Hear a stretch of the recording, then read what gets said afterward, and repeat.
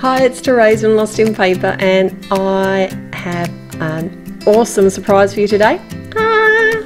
Altenew have their own watercolor brush markers, and this is the spring garden set, so I'm hoping they might come out with a few more colours.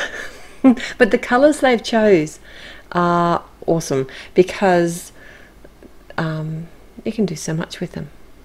Alright, I'm just showing you here how to activate the brushes. So you need to actually take this, unscrew the body from the brush bit, take away the yellow thingy, throw that away. Now screw the body back on, and then the lid just pops off, and on the barrel, it's actually written on both sides of the barrel where you can see the paint, watercolor paint is. It's got the word push.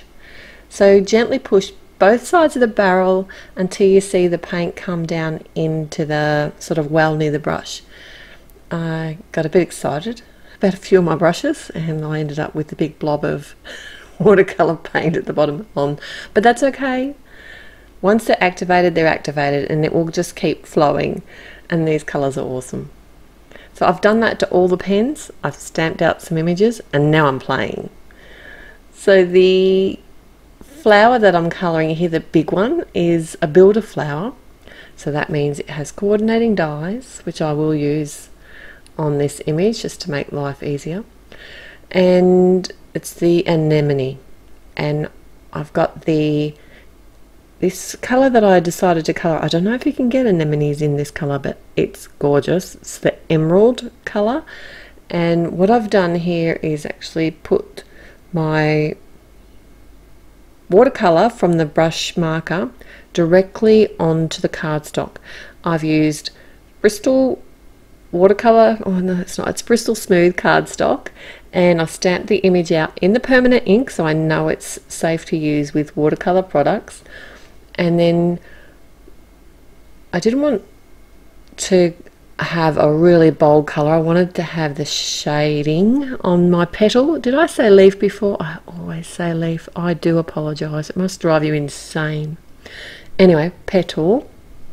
So where the shadow of the petal is, that's where I'm coming in with my marker.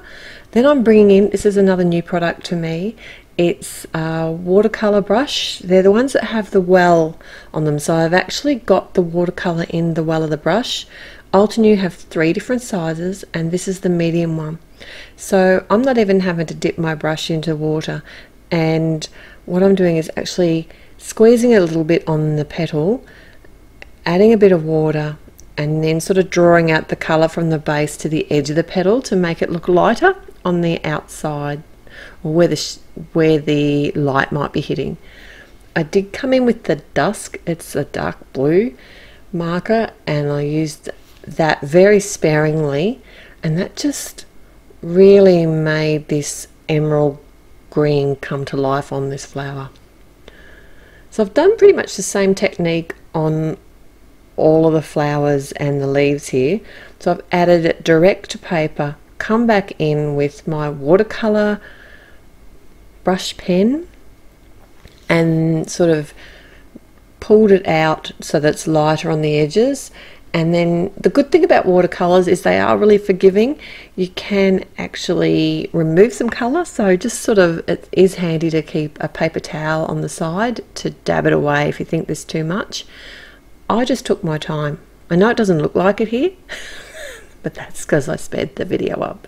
I did take my time because they are a new product to me, and I was just having fun coloring. Seriously, I just really enjoyed this, and it was easy because I didn't have to worry about mixing colors on a palette or thinking too much about it, because there's 10 markers in this set and there's a good variety of colors.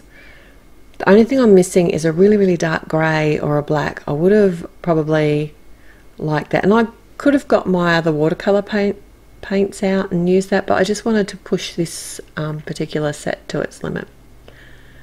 There is a light grey, it's the evening grey. It's not that light, you'll see in a minute, I do use it. But on these flowers, on the yellow flowers, I actually used the Limeade, which is the pale green, to make them more vivid yellow. It's I know, they don't look green at all, but that's how I did that one. Now I'm using the Watercolor Palette here. This is also from Altenew, just to mix some colours, just to see how these pens markers went mixing. Obviously it is hard to sort of lay down colour when they're in the pen, but I was only doing a really small portion. I wanted the red centre for my flowers, and that worked really well. So this is the evening grey colour here. It doesn't come out very dark. Well, it's not a dark colour anyway. And I did add some dusk to that to make it a bit darker.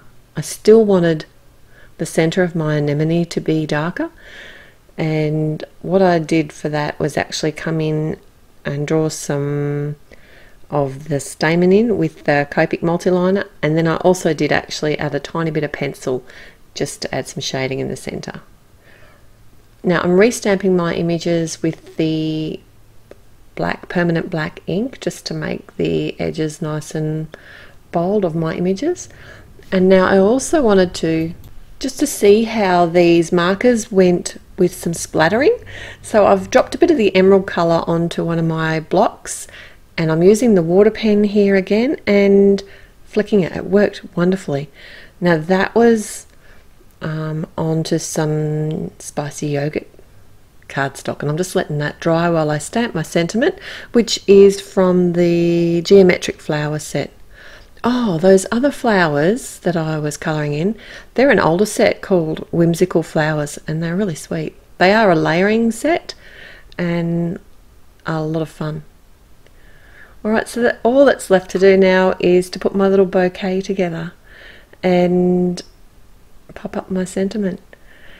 This is part of a release, obviously it's also part of a blog hop, and you can have a chance to win. So if you head to my blog, the link is in the show more or the description down below.